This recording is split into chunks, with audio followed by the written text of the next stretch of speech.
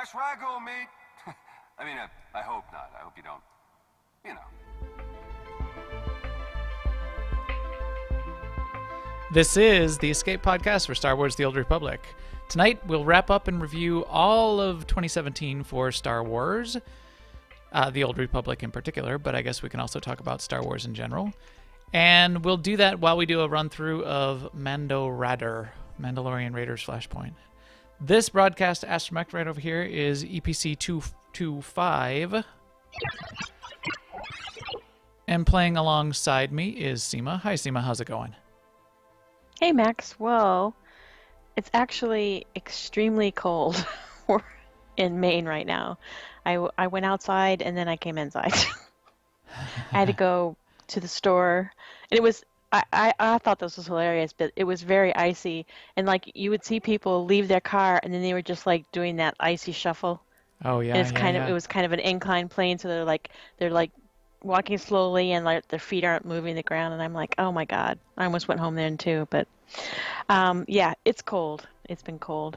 But luckily, you know, my heat's working, so it's fine.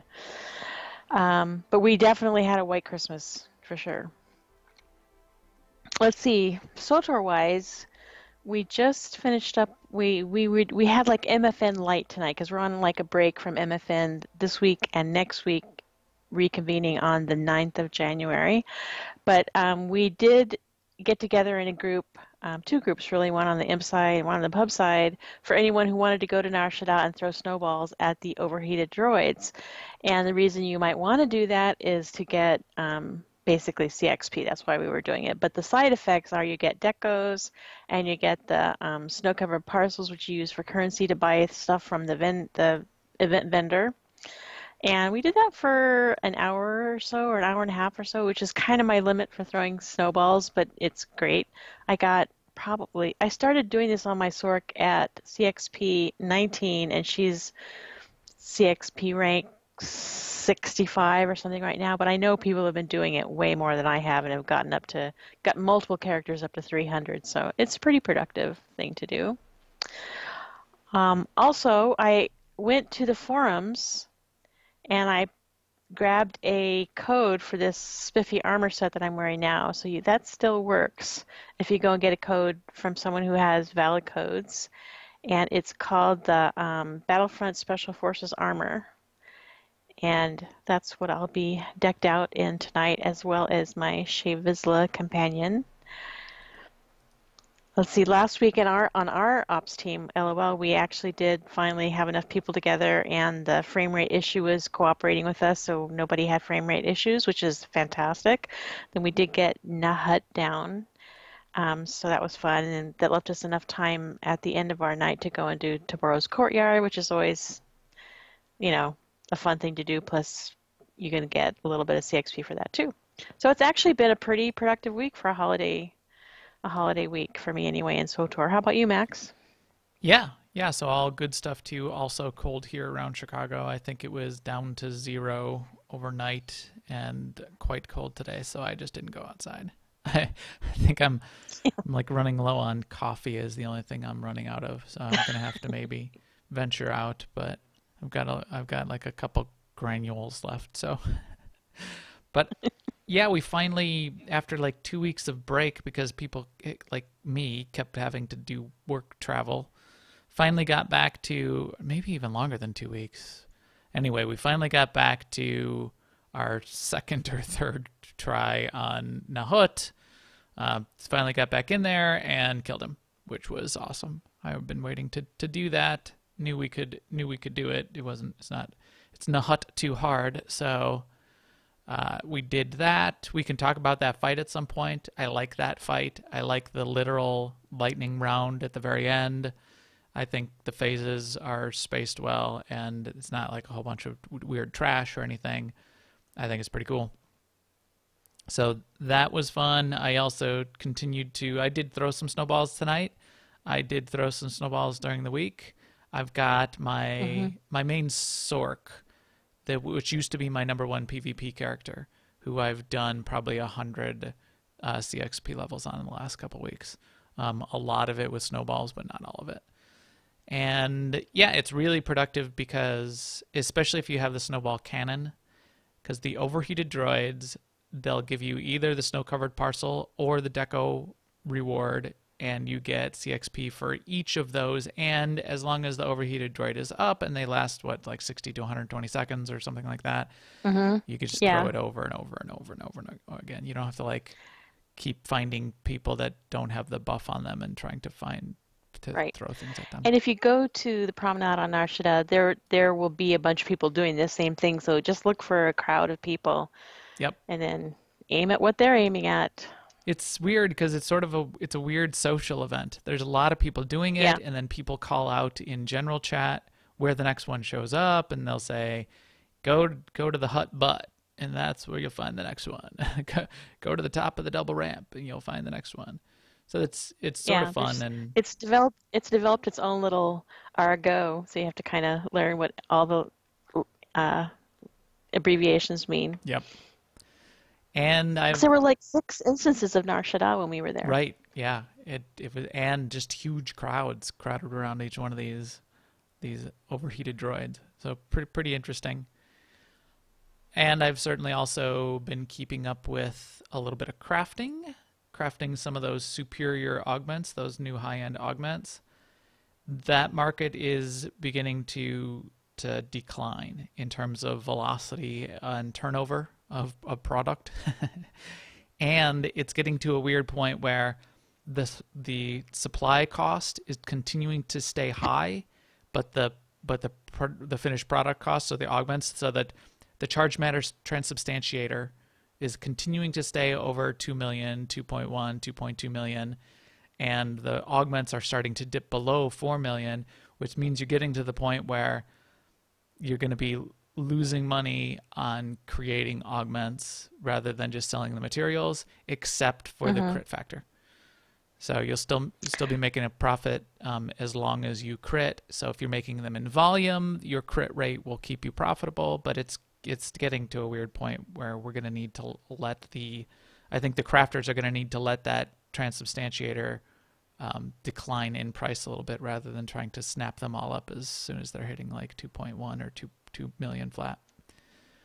So it's weird market And I'll dynamics. just add too that if you sell the mats rather than making the augments, then you don't have to deal with the whole decision part where you decide which augment to make and try to see which ones are most profitable and everything. It's a less effort market too. And when they get close, it's really attractive to me to just sell the mats. The problem is those mats are hard to come by, and it's not something you can easily farm up.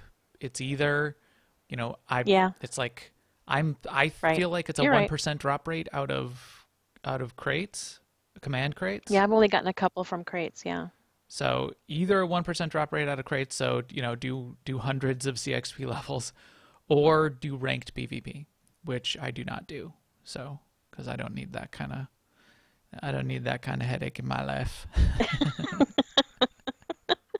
So that's that. And on top of that, I need some kinds of headaches, but not that not kind of that headache. kind of headache. All right, why don't we see what's up at the news? Now, an Imperial News Network report. As you mentioned, Seema, as you're wearing right now, if people can see this screen or want to check it out on the video, that Special Forces armor set is still available. It's not available in the traditional way except for the referral code, which you can get from people if you did not manage to get it in the November timeframe when it was available through the official channel. So this was when Battlefront 2 came out. It was a little promotion that said, okay, with Battlefront 2, we're going to do this little thing, and this is this armor set for Battlefront 2. Right now, there's a thread on the official forums you can go look up, and Eric posted in there and said, hey, this is a really nice thread. Good job, you guys. So it's certainly warranted or allowed, and what people are doing is they're posting their it's a code with a couple uses on it that allows you to give other people the opportunity to get this armor. So you could look in that thread and grab one of those codes if you don't have one yet. And hopefully people will continue to post those codes in there. That's cool. Oh yeah, I should be actually looking at the notes instead of at myself dancing. Okay. Okay, so Conquest rewards, there was an automated process to push out the Conquest rewards that people were missing. Some people reported on the forums that they still hadn't gotten their rewards, and if that is the case that you're in, Sorry. make a support ticket and they will help you out. Shush, Kem. That was rude. Don't interrupt. I know what he was saying. He's saying that he did not get his Conquest rewards. And he was saying So he should probably make a he's ticket. going to devour whoever's responsible for this tragedy. Also in the news, Keith and the BioWare team say happy holidays. And Yay! yay, Keith posted one thing. So we want to hear more from you, Keith. Get back on them forums and re-engage. I know people were probably unkind to you there for a while. Come back. We'll It's be rough. nice. It's rough. Yeah. We'll be nice. We promise. Well, for we'll be 5 minutes. nice. I don't know about anybody I else, can't but really promise for the community. That's probably a bad idea to and make any promises. happy holidays back at you. Yes, and Hopefully you're at home to all getting those some much listening, deserved time off. happy all the holidays, especially, which we'll be coming up on shortly, New Year's Eve. So what we're running up against now is this is our last podcast of the year, and we'll be doing a little bit of our retrospective as a result. But that's where we're at. So fun 2017. How about guild news, Seema? Oh, I just want to mention, like I did briefly earlier, that mandatory fun night, we're on a holiday break, Life Day, Christmas, New Year's Eve break. So there's no MFN on January 2nd. If people are around and we decide to do something informal, that would be great too. But we will be returning on January 9th. Yes. So be there or be square. Or not. Attendance is not mandatory. But the fun is, so tonight it Yes. was just a handful of us, although we probably could have scrounged up an 8-man ops team even tonight. But we But I decided wanted to do snowballs. The snowballs, which was kind of fun to do with a group and just be goofing off and talking and trying to figure out Yeah. why Seema was only getting 315 command XP We points had to instead of sleuth. 340. And in fact, maybe as we get into the Mando Radar here shortly, you can explain why that was, Seema. But also, thank you to the chat room. See, we got a pretty good crowd in there. Bunch of people online, a bunch of the usual suspects in the chat room, already helping us out tonight, as they always do. Thanks to the chat room for all of your support and help over 2017. That's really makes doing the podcast live both fun and effective, because you guys are a big help in making sure it's working right. I will chat with you all after the podcast tonight. And with that, are you ready to join this activity, Seema? I am Mando Radar. Mandalorian Raiders is another flashpoint that comes around this level range, around that Alderaan level range. In fact, I think it's even right around the Nar Shaddaa level range, and Katamimu, which we'll probably do next week, is around is right before or around that Alderaan level range. So we'll do Mando Radar this week. We'll do Katamimu next week when we do our predictions show and talk about how successful our predictions were from last year and what our predictions are for 2018. But Mando Radar is certainly a fun one. It's a flashpoint I like. And the reason we're saying it weird like that instead of Mandalorian Raiders, which is the name of the flashpoint, this goes back to an old story one of our team members and officers of AIE, Spherix, used to tell, which was he was like randomly on some planet somewhere, not even on Fleet, not even anywhere, but a random person messaged him with a whisper that just said MANDO space RADR ? Which he assumed Right. at the time. Apparently, you want me to come run the Mandalorian Raiders Flashpoint with you? So from then on, it just became an inside joke for all of us. We would just randomly yell at each other, Mando Radar? And I'm pretty sure that the flashpoint is permanently named Mando Ratter It now. is now Mando Ratter to us. So we're gonna start up Mando Ratter here. I'm gonna click the console, and then while we run Mando Ratter, we're gonna look back at all of 2017. I've got a couple notes from each month of 2017 and the things that happened, and we'll reminisce about times gone by, which is what Auld Lang Syne means. That's why the name of the podcast is Auld Lang Syne today. So, all right, let's kick this off. There. Start conversation. This is Viking Space Doctor. Is it going to be Malgus again? Awaiting instructions. Good. Time is short, and I will be brief. You are aware of Time the is short, Empire's and so pact is with the Syne. Mandalorians. The mercenary clan supported us during the war, and we paid them well. But the treaty has made them restless. Now Clan Varad has broken with the Mandalorian leadership and declared Akan Gan, the search for battle. Akan Gan. Would that we could all have such simple goals.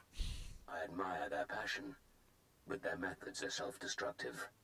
Clan Varad has begun a series of raids against both Republic and Imperial colonies, slaughtering our soldiers and demanding tribute. These traitors must be eliminated. I have persuaded Mandalore to sanction their destruction and provide their location. Has Mandalore upheld his promise? His scouts, those who were not returned in pieces, tracked Varad Malgus to is the so Tamarin cool. sector.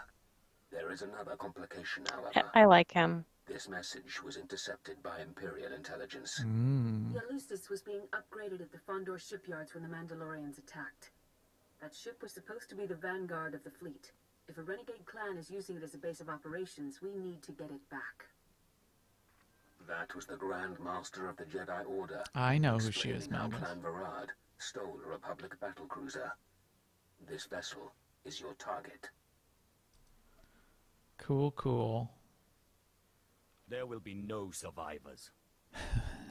You go right to that. This will escort you to the I'm dark battlecruiser side on this guy, and draw its remember? fire.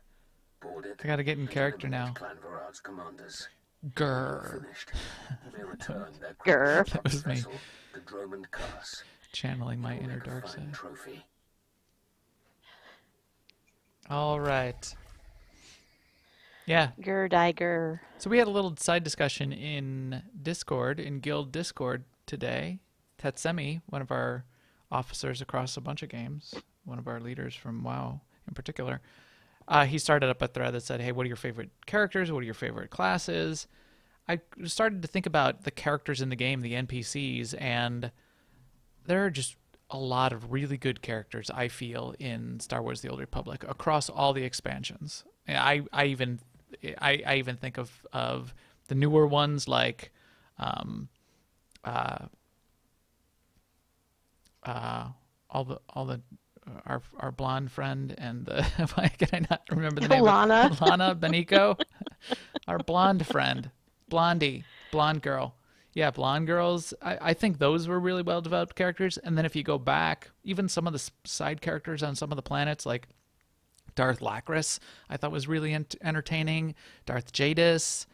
I don't know. There's just so many. Oh, who's Yeah. General Garza? There's just a lot of. Well, she was well developed anyway. But If you know what I not- mean, I mean- is what he was saying. but she's well hated by troopers in general. Only because for always dragging them back to yeah, Coruscant. only because of that. But yeah, so Malgus, great character. So we saw him in Carbonite in one of the trailers for Knights of the Fallen Empire, Knights of the Eternal Throne. I wonder if he could come back someday, or if that was just his corpsicle. All right, so let's jump in here to Mando Ratter. Let's zone in.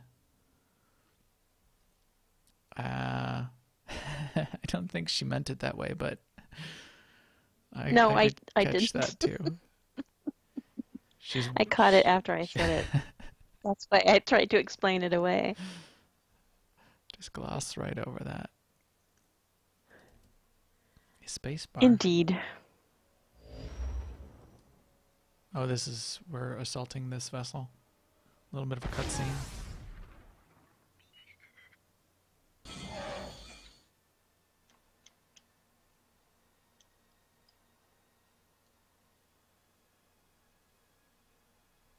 Nice.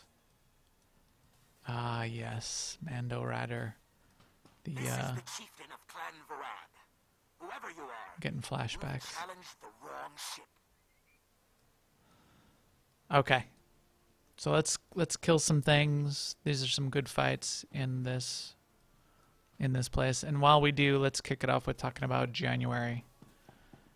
So I went back and I looked through everything. There's some ads across the way that are going to show up. January was still getting uprisings, right? So the last 5 of the uprisings were put in place in January. Is there 10 or 15 total uprisings? 10? I think it's 10. I don't know. Yeah, there's 10. So the Trench Runner, Destroy Over Worlds, oh, that's a good one. Landing Party, Divided We Fall, Trial and Error.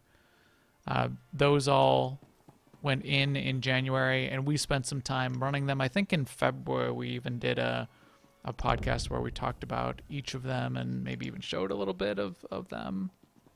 Yes, we did. But those are good ones. I haven't... I don't know why, but I haven't done many...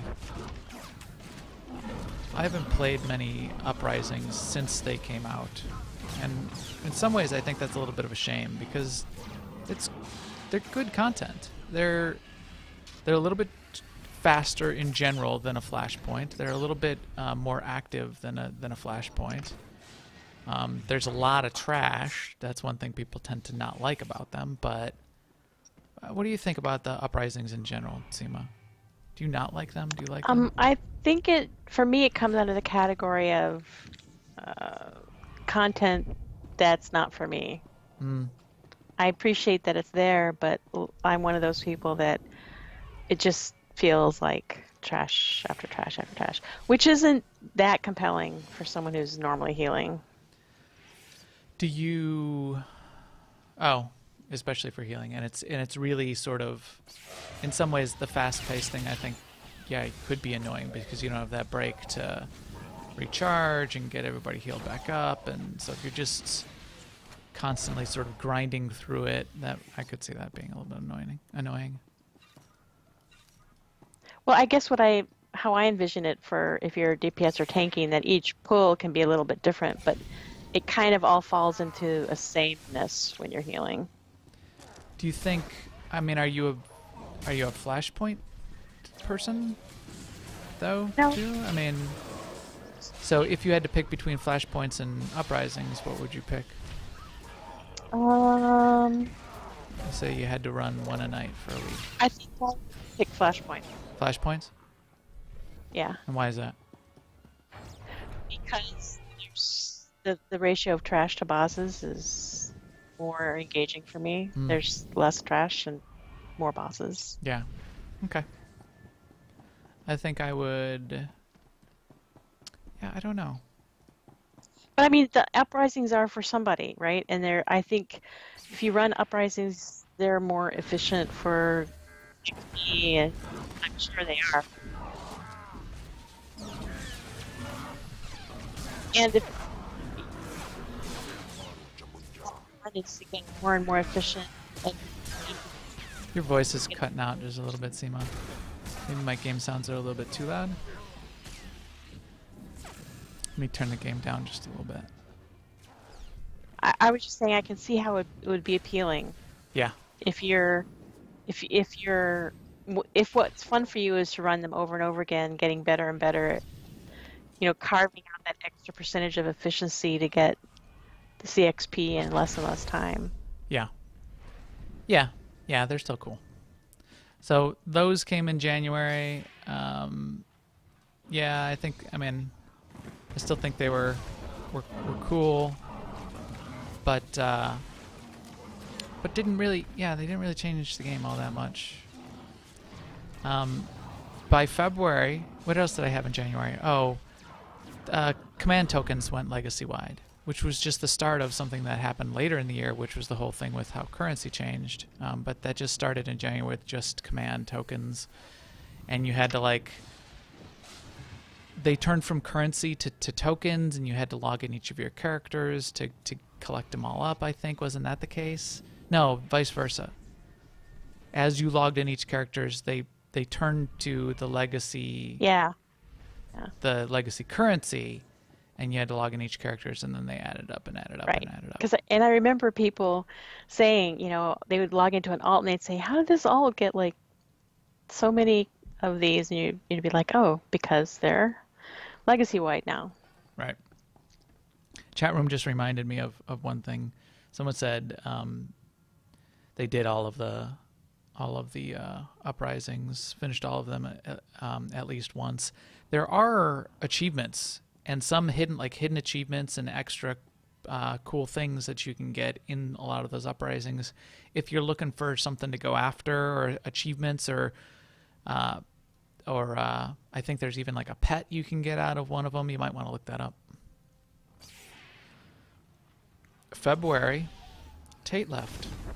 I was just thinking about that when I looked at this. Does anyone know what Tate's doing these days? I don't think we found out at the time. Yeah, I think I actually did look him up on Twitter once. And what did you... I'll have to see if I can... I don't remember, but I remember it was another gaming company like Daybreak or something. Or maybe it was... But I'll look that up while we're doing this. Yeah, that's interesting. So Tate left. That was a thing that happened. They did a live stream on Facebook, which to my knowledge they never did again. But that was another thing that they tried, apparently, for whatever reason. And that was Charles Boyd that did that live stream on Facebook. And then they started... Yeah, sorry. He's working at Daybreak Games on H1Z1. Oh, that's right. Well, according to his Twitter info. Huh. Does anybody play H1Z1 anymore? Well, hopefully for Tate's sake. It all seems like PUBG or Rust or... I'm sure. I giggled when you said that because it's just what people say about every game that they're not playing. Right, true. Man, Star Wars is dead. Yeah, I hear that constantly. Some guy logged in to general chat today and said something like, just logged in to tell you all that this game is dead. In general chat. Whatever. Thank you for your input. I appreciate the feedback. I think that's something like that he's just going for a reaction. He probably plays every day. Yeah, he probably plays every day. Trolls are just trolling to get a reaction out of people? No way. I'll keep myself from dying here. There's a lot of trash in here though too, see? This kind of trash you need to be like CCing and stuff. In Uprisings you don't have to CC anything really. It's just like waves of like 1,000. Yeah. 1,000 guys. Yeah. Yeah. And then what else in February did I have? Oh, that's when they started the whole deal with CXP. So this was part of the transition in producers, which didn't really finish until April when Keith joined, but this was that in-between time, and they sort of got it in their head that, okay, yeah, CXP is way too much of a grind. We're going to need to do something about this. And they started giving boosts and stuff in February, and then more of that came in March. And that was the crazy time when it was even higher than it is now during double XP.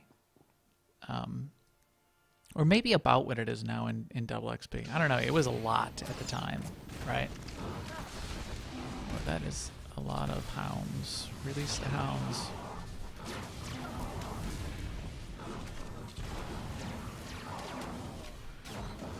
This is always the hardest pull in this flashpoint when we used to do it in hard mode for gear. Ooh, I'm gonna die too unless I pay attention here.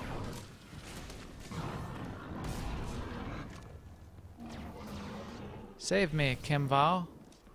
Heal me. Heal me. So yeah, that led into March. when they continued to boost up the CXP boost, then they got really big. And that's also in March. I didn't realize it wasn't until March that they even announced, and then later there was like the April update, I think, when they did the level sync updates. Yeah, it feels like the level sync in particular has just been in there forever. Doesn't it seem like I'm trying to remember what it was like without the level sync. I think maybe for me anyways, because the level sync just works kind of naturally and it's not, it flows. It's not over level sync. I don't know how we're going to do this right. fight. So we're at the first boss fight of Mando Ratter. It's the Brax, the Bloodhound Master, and the two hounds. And what you're supposed to do is supposed to keep the boss separated from the hounds. So usually the tank, and the hounds don't have much of an aggro table, they run around a little bit. So the tank usually tanks Brax up on the platform, and someone else drags the hounds away. But I don't know how it's going to work here for us because we don't really have a tank. So maybe we'll just kill all the things. Yeah, well, I say let's pick a dog, focus a dog down, then focus down the other dog, and. All right, I'll mark a dog. Flame, then target, then Brax. And I've got Shay on DPS, so. Okay, I've got Kemval on heals. Healing. Should I keep him there? Yeah. Yeah. Okay. All right. Let's get this sanguine sulky hound pulling in 3, 2, 1. Boom.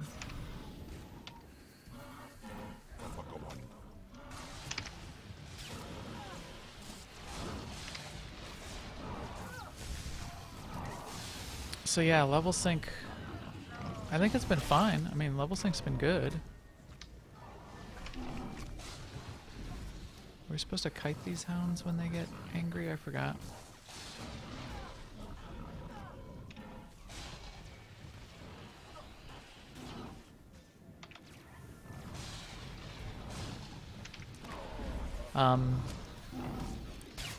It's made, and I know part of the reason they did it was specifically intended because they wanted like the daily areas to be effective and be able to still have significant rewards for running dailies and that kind of thing, which it did achieve, I feel. I don't think it's really, oh yeah, they get a little enraged when they're by the, ooh, where they killed Kimball. You bastards. Oh,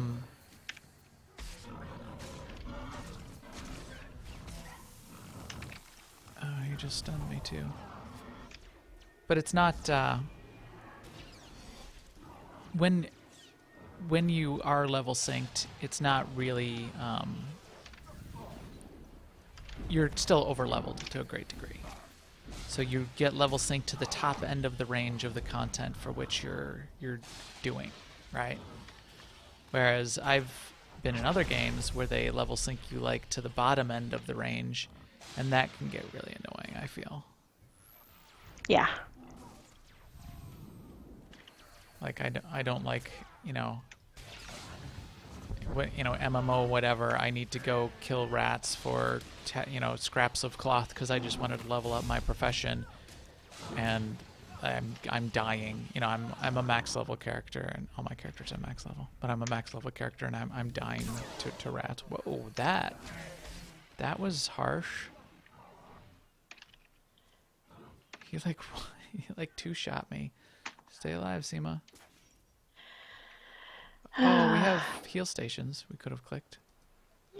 I was clicking them. Oh, were you? I could have been clicking them too. We'll maybe put Shay on healing. Yeah, they'll grab some aggro that way too. So yeah, level sync, that was a thing. And then in April, Iocath was introduced. Which that seems like it's always been here too, in my mind. Yeah. So April was Iocath, April was Tithe, and so that was just the opening of Gods from the Machine. April was the Galaxy map update. And April was Keith, joining the team. Oh, that's right. Another thing that seems like it's, pretty natural. Yeah, not something that seems like it has always, or at least been longer than 8 months or 9 months. They also had Star Wars Celebration in April, which is always fun. Some news came out of that.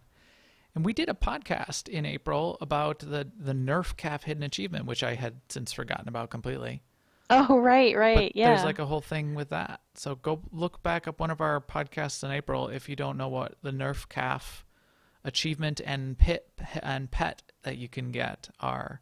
But there's a little thing you got to do, and that's pretty amusing. I like those little... If only pets were legacy-wide, I could show it to you right now. But no.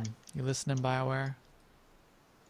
It's going to be in Seema's wish list for 2018. Okay, I'll only mark another hound here. We got that one. We got this one. I got the companions on heel.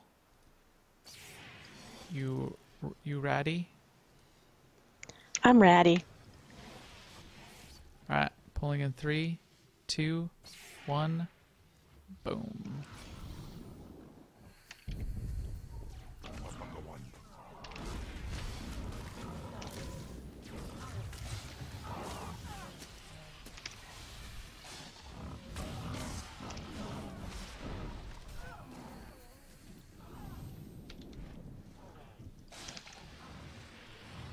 And then what did we get? Then we got May. And May, of course, was May the 4th. And I probably have one of these little astromechs I have right here is probably the one from this year. I always get a little astromech from BioWare on May the 4th. May we got the update that... So when Iocath came out, there was the whole the new daily area.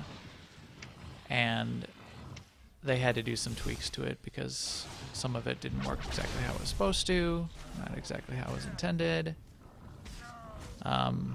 They tweaked that a bunch in May. Oh, and this was the start of... Stop it. Man, it's hard. May was the start of the whole thing with them saying that they were going to have a roadmap, and then them not getting the roadmap done, and then preview of the roadmap, and then preview of the preview, and an announcement of an announcement, and a little bit of that kind of thing going on. Right. So we did get a preview of the roadmap, at least from Keith, and that's when they started talking about some of the interesting things that were going to be going on. Which led into June, which was the first of them. Just a fun thing for the summer. The Nar Shaddaa nightlife event came back, which I like. I like the Nar Shaddaa nightlife event. I think it's a fine event. What else happened in June? Oh, they also went through 2 rounds over the course of the summer of cartel packs changing, and then they had to like change it back some because the changes weren't very good and nobody liked them, and so that kind of thing was going on in the summer. And then that was getting close to that was also the time where they started previewing class changes, and that then was pretty consuming for a lot of people for a lot of the summer. Class changes went on for most of the summer because they did like 3 rounds through major patch updates of the various classes. Oh, I just hit level 35. This is long. Just die, dog.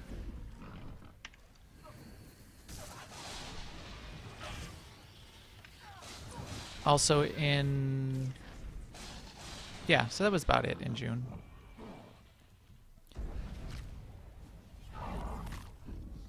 Run, Max, run. No, Seema's got to run. She's got Brax on all up in her business.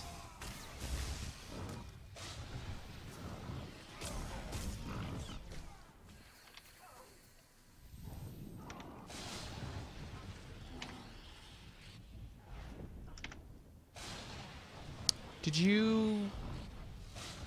Now see, so I got nerfed for the class change. My bounty hunter got nerfed this year. But it didn't really impact my gameplay all that much. Did you feel like? That's kind of how I feel about it too. I mean, I did notice a little bit of difference, but not enough to make me change how I prioritize what I'm doing or use my abilities differently, really. Yeah, so I think the class changes in general, I think were fine. Yes, some things feel like, you know, I'm sure if it was your class that got nerfed, it's probably, you know, not that fun. But mine was one of the ones that was nerfed quite a bit, so, you know, I know what you're feeling, and really... And I also think for us, in our guild and the content we do, it didn't matter that much. Yeah, I wonder, and I don't know if anyone in the chat room is like a veteran mode or a master mode operations team type group. I wonder how that all shook out. You know, so say like, you know, by November or December, after all the changes were done and everybody sort of settled into what they were doing, how those nerfs started feeling to people. And were you able to put your teams back together and get back to where you were in the content? Because I know there was some adjustment period. So that's a good question. I think we did get, by the end of the year, we did get the updated augments, which were giving, you know, that's a little bit of a buff in general. So on top of the class nerfs, I wonder if the hardcore players putting those augments in and getting the augments up to the new superior augments was enough for them to then be everything that they were, even if their classes were nerfed, for example. Yeah, I wonder too. I mean, and we talked about this quite a bit. So the chat room says, you know, don't do nerfs, do buffs. So Eric M7, I completely agree, and we talked about that. Yeah, I agree too. During that time, quite a bit. We were saying, you know, if we ruled the world, you know, although it's not easy, I would design it into the game where you would only buff. Yes, only buff. And if you need to make the bosses and all of the content slightly harder, then have some multiplier or some little lever to switch, just to up everything 1%. If you have to bring the, you know, a couple of the classes up to as high as classes you feel like you are overperforming a little bit, you know, just if you have just some tiny levers where you can tweak things just a little bit harder from a content perspective, and then bring who is ever low up to those classes that are overperforming and balance that way, that would really, maybe it's too hard to do, and maybe it's naive to think that you could develop a system like that, but I would really want that kind of system in place if I was a game developer, because the messaging around, yeah, we got to buff a couple of these classes up to bring them up to snuff, versus, hey, you're getting nerfed, would just be so much better. Why is Kimball standing around and not moving? Yeah, I mean, that's... people are saying in chat that on veteran teams that do more veteran content than we do, and also the nightmare teams, the nerfs. And I can totally understand that, because when you're operating where a small percentage difference does make a difference, I can totally see that. Like for us, I think that small percentage is sort of swallowed up in how much better we could be playing, if you understand what I mean. Yeah. Oh, Kimball is not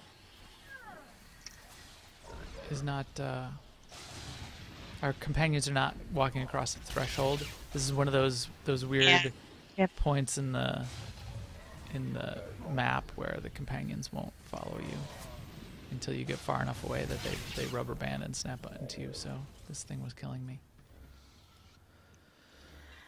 Oh, thanks for showing up after the fight, Shea Vizsla. Yeah, look, Kim's still standing back there. Afraid You to step can into the dismiss room. him and resummon him if you want could. to. I could. Beim Anfall. Meisenbammer. Mason Bamba. Thank you, Kim.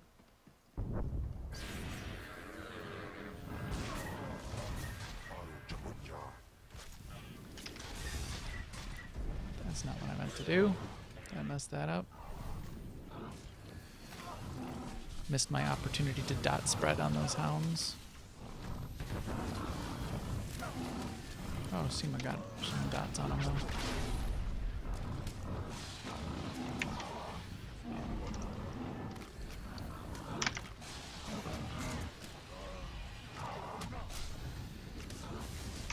So that leads us to... Did you get everything you wanted from Nar Shaddaa Nightlife? What was the big new mount that they added for Nar Shaddaa Nightlife this year? I wanted the Pigman. Oh, the Pigman. Yeah, which I did not get. I did not get him. That was it. Pigman Companion. Yeah, that's a little disappointing. I did not get a Pigman either. I'm gonna CC the one on the right. Okay. Might as well.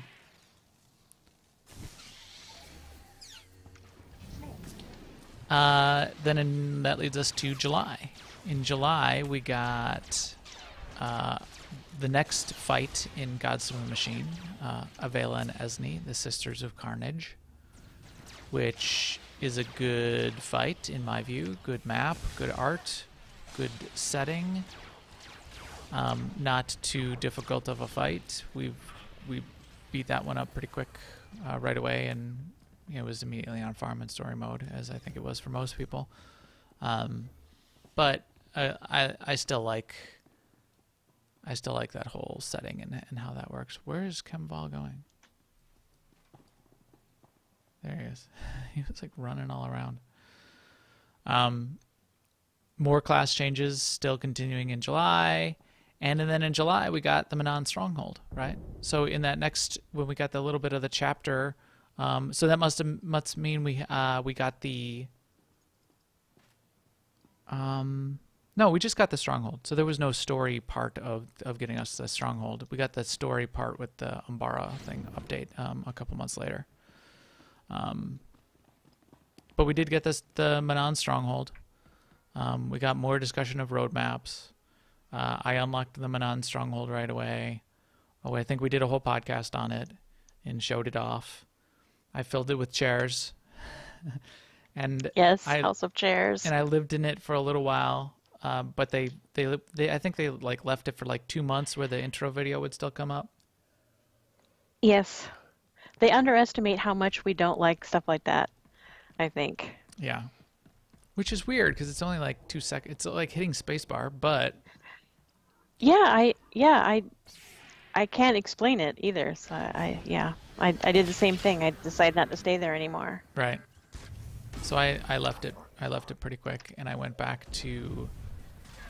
I think I stayed there until Umbara, and then I went to Umbara for a little while, and then I left Umbara pretty quick too. But that was all in July, and it wasn't until August that the Umbara was previewed and announced that there would be story going on with Umbara, and that wasn't released until September. But in August, they did a bunch of that previewing of Umbara, and they previewed the currency changes there in August. So September was Umbara. And September was the whole trader story, right? So that was interesting. Do you have slicing? I do not. So if you have slicing, you can activate this elevator and skip some trash. Unfortunately, neither of us have slicing, so we have to kill. You only have to kill like 1 or 2 extra pulls of mobs, but. So.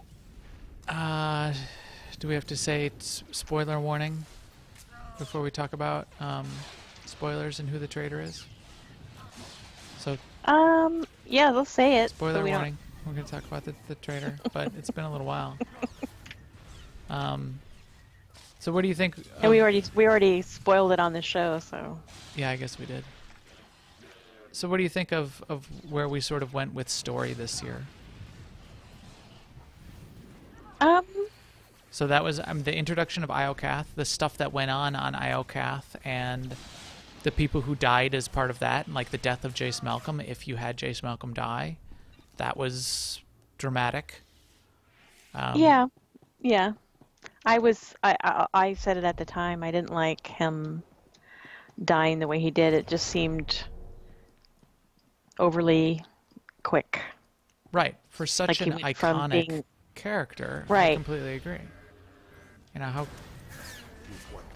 I mean, that'd be like Satil Shan dying in a random cutscene. Yeah, exactly.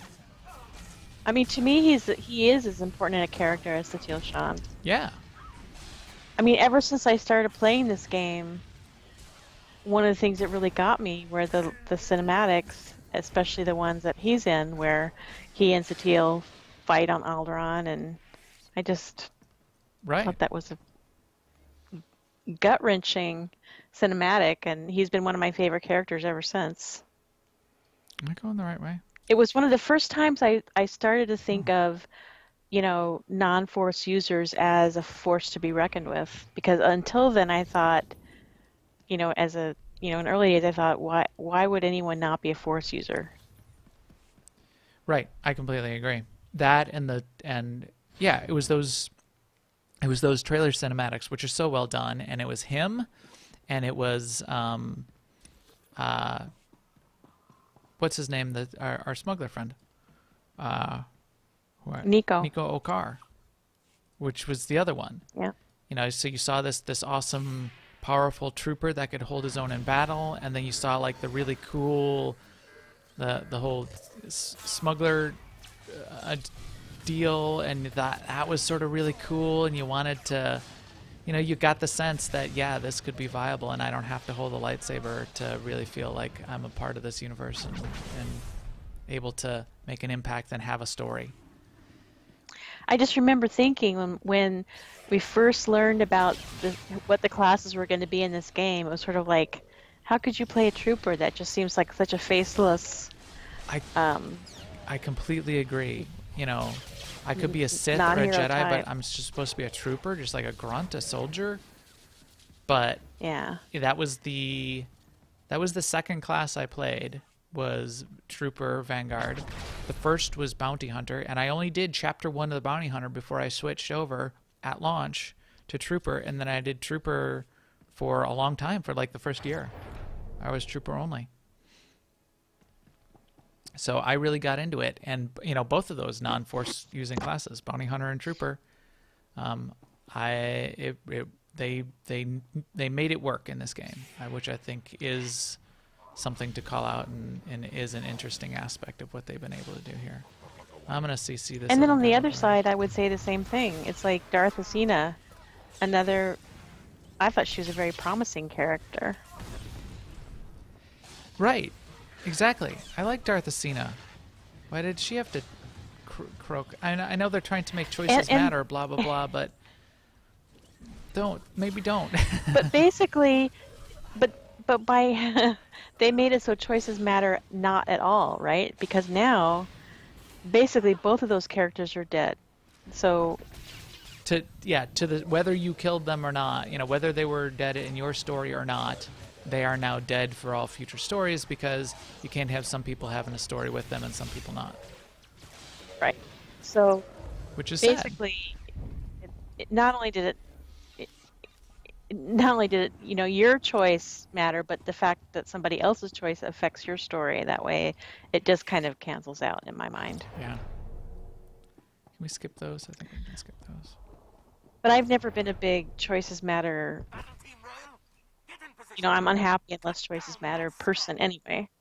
Because to have the story, things happen in the story is enough mattering for me. I don't have to have dead companions for things to feel like they matter.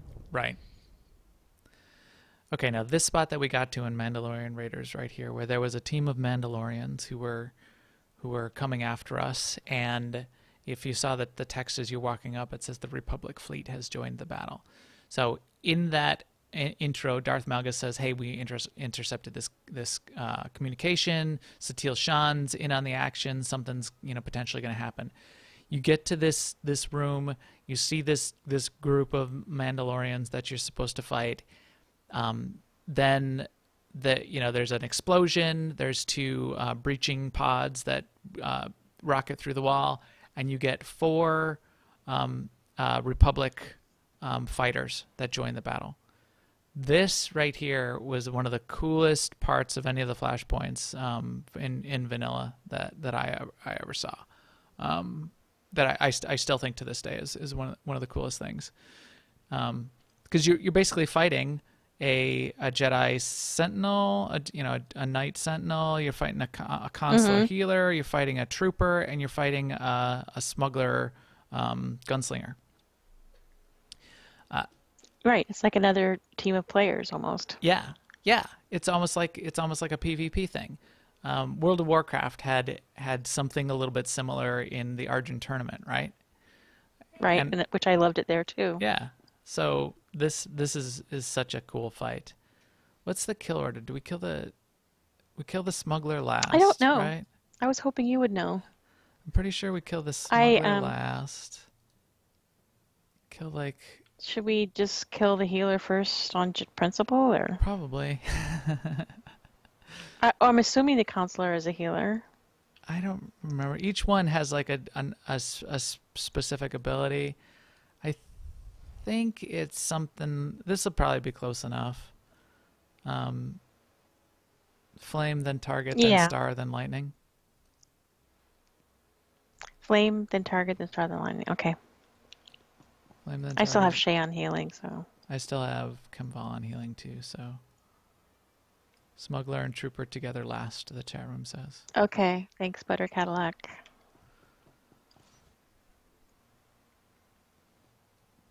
All right, so let's get into this fight, and then we can finish talking about the traitor. All right, pulling in 3, 2, 1, booyah!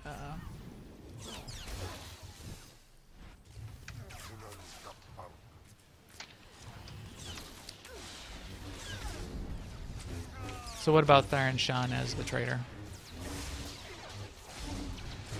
I think it's. I don't believe it. You don't believe he's trading? He is a traitor. He's taken one for the team. He's being a double agent because he's trying to thwart a deeper threat. Yeah, because that's what I want to believe. So I'm going with that. I think that's where it's at. That's my guess of where that story is going. What is that guy doing? Okay, who do we say next? Target. Who's oh, he's kicking the Shay Vizsla's butt.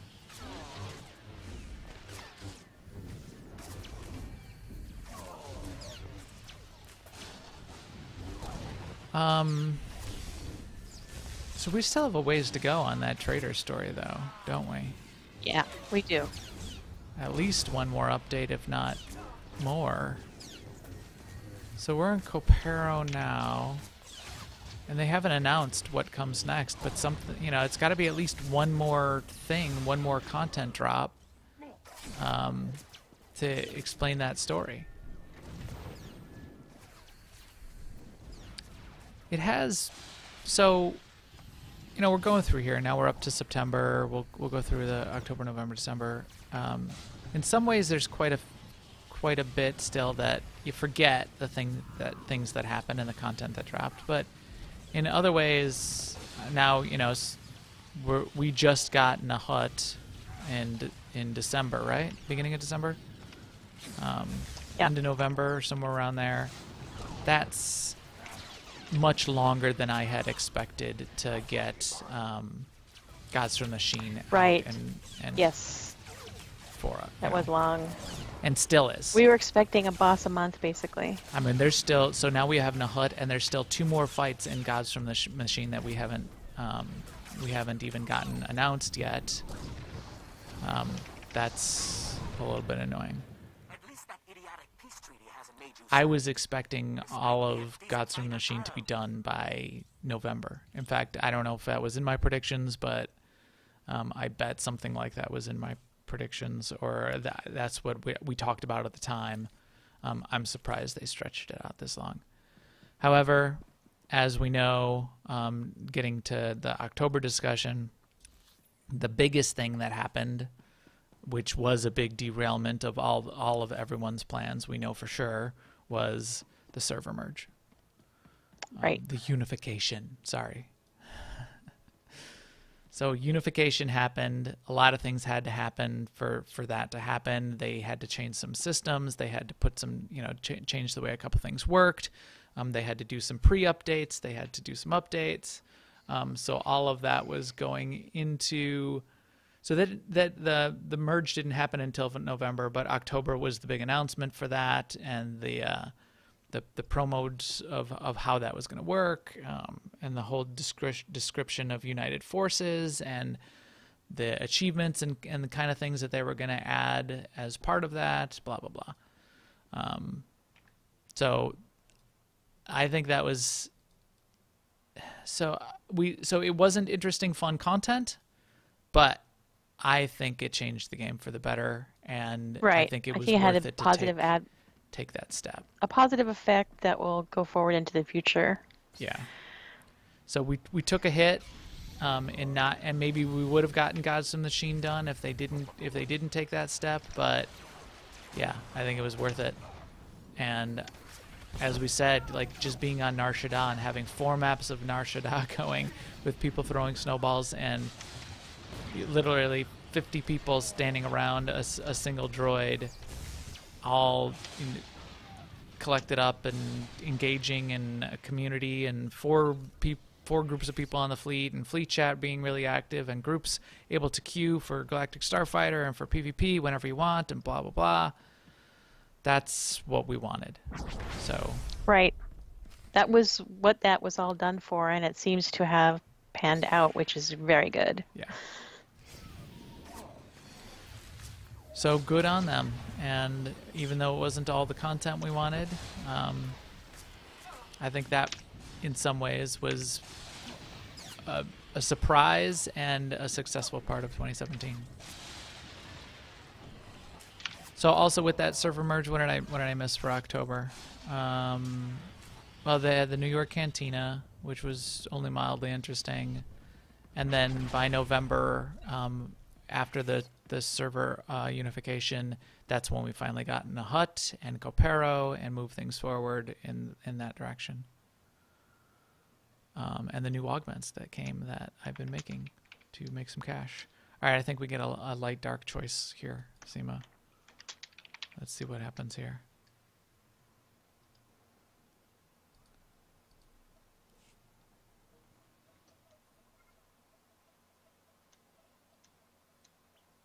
Use the console to disable all security locks on the launch control deck. In the airlock, you notice a crew of Mandalorian engineers and technicians. There they are. They're technicking things. Although they pose no immediate threat, the engineers are nevertheless complicit in Clan Varad's crimes against the Empire. So do I take out the engineers or do I capture the engineers? Oh, so hard to decide. There will be no survivors. You activate the airlock evacuation sequence, flushing the Mandalorian engineers into space. Look at that. It's hard to watch. They got sucked out of that. You did that. I did that? What did you pick? I picked it too, but you're the one who did it. Plausible deniability. Okay. Okay, Maverick's Varad is waiting for us somewhere. Yeah, we gotta move our butts along here, I think. Alright, let's kill these guys. Why is there a door here? I think this was like an exit maybe was it before there was the exit area or something? I forgot why they put some of these things in. Like that. Oh, I remember. We still have that escape. Do you ever go on your ship anymore? I just thought of that. Because you have the escape pod on only your door go- on your ship. I really only go on my ship when I forget to use the galaxy map to go somewhere. I'll go on my ship to use my Test dummies. test dummies. Yeah, Yeah. to do some parsing or something. But that's a little bit of a shame. Those ships are so awesome. We want. I wonder if they should like think of some reason to still. Our companion's not here. Yes, look at our companions. Good job, guys. You did it. I'm gonna knock this guy into space. Didn't work. He didn't move. If you do this on hard mode, this is where you have the bonus boss fight too. This is where you have the bonus guy. Yeah. And you used to, when it was bugged, you could jump onto the wing of this shuttle up here and fight the bonus boss from that wing and take no damage. So Caparo Flashpoint, which we've only run once so far. We should run some more. As a group, yeah, I run it a few times on my own. Right. But I like that they removed. I know I sound like a broken record, but I like that they removed some of the trash. I think that was a good move. It was too much trash. Have you run it since they removed the trash? I did not. I haven't run it since they removed it. Yeah, I'm pretty sure we did. The time that At some point. the time that we ran it and didn't finish, and then I finished solo, that was before. Before, yeah. So Maybe I haven't done it since 8, but I approve when I hear them say remove, reduce trash. I approve because it was tedious how much trash was in there. So Rakavan is saying, yes, it's much better. It's since better they now. removed it. Okay, good. And here we go. Now we're up to Mavericks Varad. Oh, this guy. Ugh. Four corners. I've done it in 2 turrets. That's an old inside joke. In the times when you were super OP, I don't know what happened, but I did it really quick once, and then I think I embellished a little bit when I came back and told the group what I did. You said you did it in one turret. One turret. So there's four turret corners of the room, and the turrets pop up, and you got to DPS the turrets down before you go back to DPSing the boss. Otherwise, he'll go to the next one, and then you'll have too many turrets shooting you. So I don't know, whatever. I did it in one turret. That's what I kept saying to everybody. So that's become an inside joke. All right, let's kill him at least, even if it takes us 4 turrets. Okay. Let's kill him. And then we'll wrap up for the year, which I think we got to the end of all our notes anyway. You're worthy opponents, Oh, but this ship game on. belongs to Clan Varad. Time for you to die.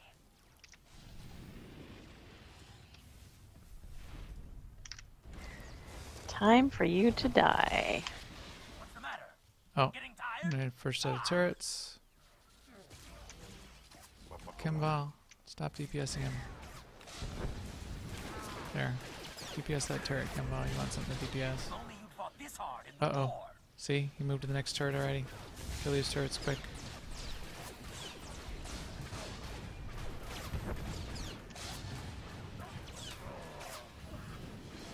Nah, we're okay.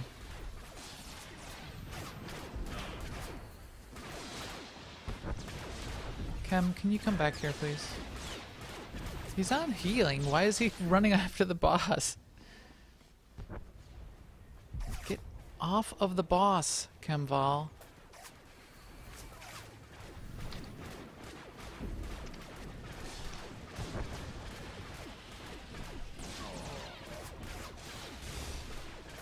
So yeah, I mean, that does bring us to December, which was they tuned up Copero. They removed some of the trash, made some of the bosses more reasonable, especially on some of the harder modes. We had the little fun, well, partial exploit, partial just accidental massive discount on companion gifts. Some people got banned for doing bad things with the exploit and making too many credits, and I think BioWare is still working through the repercussions of that. Still hashing that out, yeah. So don't exploit. It's a bad idea. But we did... And I just want to clarify, by exploit you mean this was when the people were getting the companion gifts for nothing and selling them back to the vendor for credits. For billions of credits. The thing that's not an exploit, which is not available anymore, was the ability to buy the cheap companion gifts and maybe even stock up on some. And as a result, a bunch of people got level 50 influence companions, mostly Shea Vizslas and Darth Hexids. So I've got some Darth Hexids on a few of my characters now, which I like Darth Hexid as a companion. And I like Shea Vizsla as a companion. She's one of my favorite companions. Those two in particular... This is a good death. I'll see you there, he's dead. I'll see you in hell. That was nice. Those two are great companions because you can get them at level 1, and they're not tied to any story elements, so they're never going to get taken away from you. We also got the Tim's on. I call him Tim. Me and Tim, because we're tight. Yeah, because you two are tight. Tight. Tim's on had an interview, but not all that much happened here in December. But it was a good wrap up to the year. So there we go. Some stuff. The biggest thing being server unification, which I think had a good result. Some good bits of content from all the way from the start of IOCATH through half of the 2/3 of the operation, or 3/5, I should say, of the operation that are in. More of the story. So we were afraid, everyone was afraid at the beginning of the year whether there would be story or not. And in addition to having group content, which in theory was their focus for the year, which I think we got a good amount of that. We got a couple flashpoints. We got 3/5 of an operation. We did get story, and we got significant story. It's not all super interesting yet, but it's going in a direction. It's something for us to think about. It's not a bunch of chapter content, which I think people were sort of didn't hunt again for a whole year again anyway. But it was enough, I think. Could they be doing more? Could we have gotten more stuff this year? Probably, but I think it was fine. Just going through it, serially like this. It's reminding me that a lot of 2017 was taken up with the back and forth and changing of how CXP is implemented and working.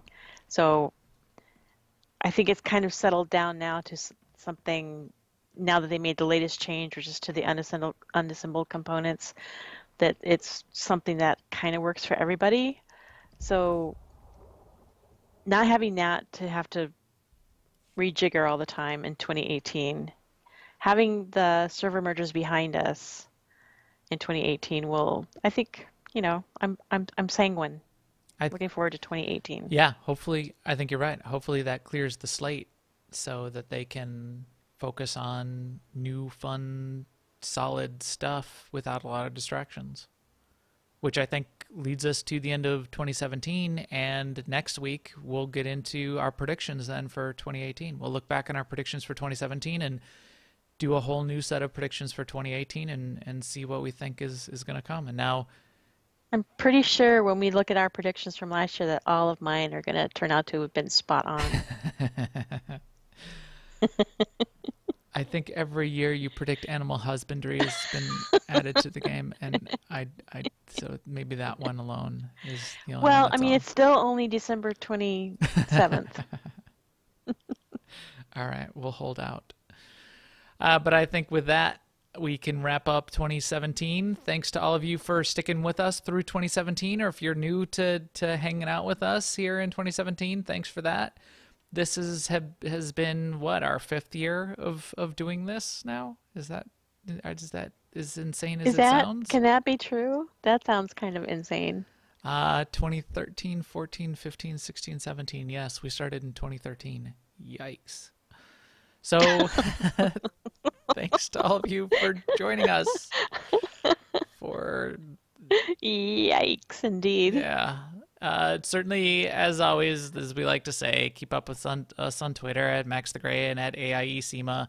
And the latest thing I like to say, if you know cool people that should be hanging out with us and playing with us and joining our guild, tell them to come check out the podcast. Tell them to come find us on Starforge or check out our guild website at aie-guild.org, and we'll get them an AIE Guild invite, and we'll hook up with them in Discord, and we'll have a lot of fun.